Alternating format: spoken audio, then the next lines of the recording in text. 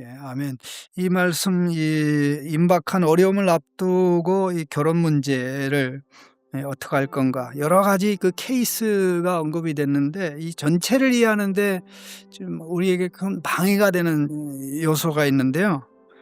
특별히 이게 계속 반복적으로 나오는데 그 10절을 보시면, 한번 10절을 보시죠. 10절에 어떻게 됐습니까? 10절에 보면 결혼한 자들에게 내가 명하노니 명하는 자는 내가 아니요 주님이시라. 예? 결혼한 자들에게 내가 명하노니 명하는 자는 내가 아니요 주님이시라, 줄시라 했고, 12절에는 그 나머지 사람들에게는 내가 말하노니 이는 주의 명령이 아니라. 앞에는 명하는 자는 내가 아니요 주님이라 했고, 12절에는 나머지 사람들에게는 이거는 주님의 명령이 아니다, 그렇게 말씀을 했고요. 그 다음에 25절에 보니까 처녀에 대하여는 내가 주께 받은 계명이 없으되, 이렇게 얘기하고, 40절에 가서는 내 뜻에는 그냥 지는 것이 더욱 복이 있으리라, 나도 또한 하나님의 영을 받은 줄로 생각하노라. 이 도대체 이게 무슨 말입니까? 뭐 생각 안 하고 읽으면 뭐 깨달을 의지가 없는 거고요. 이게 여기서 말씀하는 주님의 명령이다, 주님의 명령이 아니다 하는 이것은 주님의 명령이 아닌 거는 내 개인적인 생각이니까 그냥 듣고 하든지 말든지 자유롭게 하라, 그 말이 아니고요.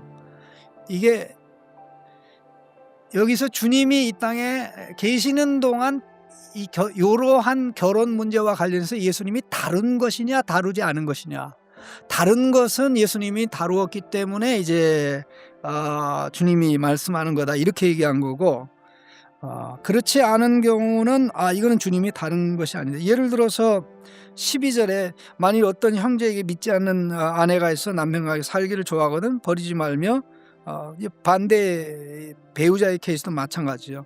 예수님 살아계신 당시에는 사실 그 유대인 중심으로 살기 때문에, 유대인이라는 것은 기본적으로 다 믿는 자 아닙니까? 그러니까는 믿는 아내와 안 믿는 남편, 믿는 남편, 안 믿는 아내, 이런 케이스가 없으니까 예수님이 그 케이스를 다른 게 없죠.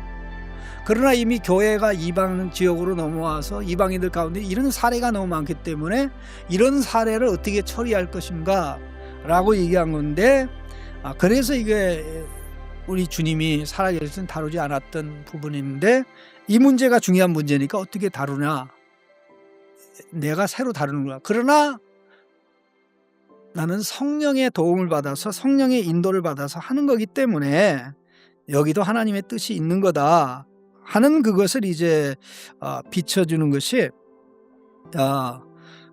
바로, 그래서 맨 마지막 부분에 가서 나도 또한 하나님의 영을 받은 줄로 생각하노라, 이렇게 이야기를 한 겁니다. 그러니까 성경에 모든 답이 있는 게 아니라 답을 찾는 원리가 있는 것입니다.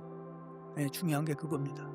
원리가 있기 때문에 하나님이 주신 지혜와 지식을 위해서 원리를 찾아 적용해가는 기쁨과 즐거움을 누리는, 문제를 한 번, 두 번 풀어봐야 혼자 풀 수 있는 능력이 있지, 모든 걸 다 문제를 가져오면 엄마 아빠가 풀어주면 걔는 영원히 그 문제 못 푸는 게 문제가 아니라 나중에 인생 문제를 자기가 풀어서 해결하지 못하는 문제가 발생하기 때문에 심각한 문제가 발생하거든.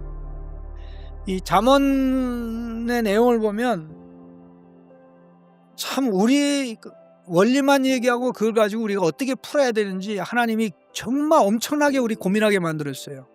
저는 그 잠언을 읽을 때마다 그걸 인식하는데요. 바로 그런 것입니다. 그래서 어떤 상황에 이때 이런 상황에서는 이런 케이스였는데 이 상황에서는 하나님, 내가 이 관련된 말씀이 뭐고 이걸 어떻게 적용하면 좋겠습니까? 그럴 때마다 나를 돕기 위해서 오신 성령님이 인도하시고 이끌으셔서 말씀에 딱 세워지도록. 이 제일 중요한 것은 결혼에 있어서 하느냐 안 하냐보다 더 중요한 게, 하든 안 하든 중심이 하나님께 있어야 돼요. 있는 자는 없는 것처럼, 아내 있는 자는 아내 없는 것처럼, 남편 있는 자는 남편 없는 것처럼. 그러나 없는 것처럼 하고 그냥 독신으로 살라는 건 아니죠. 그보다 더 중요한 게 주님과의 관계가 지속되어 나가는 쪽에, 매이는 우리가 돈을 사용해야지 돈에 매이면 안 되는 것처럼 아내 배우자가 있어서 그걸 통해서 하나님이 하시고자 하는 것을 해야지, 그거에 매여 가지고 하나님이 보이지 않으면 결국 어느 순간에는 배우자가 하나님이 돼 가지고 문제가 심각해져. 오늘 우리가 살아가는 사이가 그런 사이거든. 자, 이런 말씀 잠깐 봤는데요. 어쨌든 하나님께서 우리에게 은혜 주시고 말씀 가운데 늘 하나하나 깨달아가는 역사가 있기를 간절히 바랍니다.